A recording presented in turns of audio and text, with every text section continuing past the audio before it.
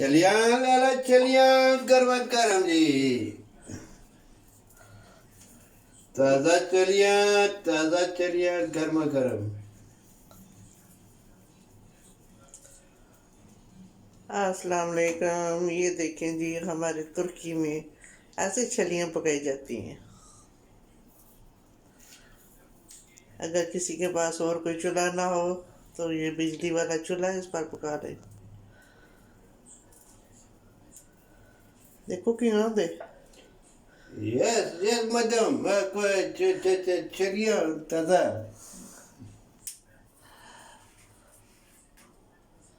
और ये हमारा किचन है।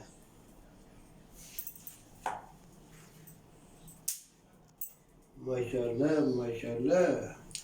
यहाँ पर देखें, सिंक जो है इसी मटेरियल का है जिसका ये इसका वर्कटॉप बना हुआ है।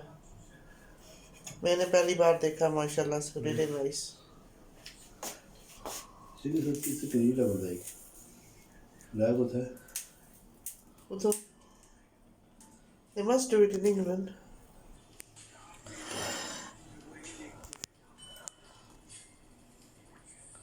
फाइनली ये देखें रेडी हो गई है।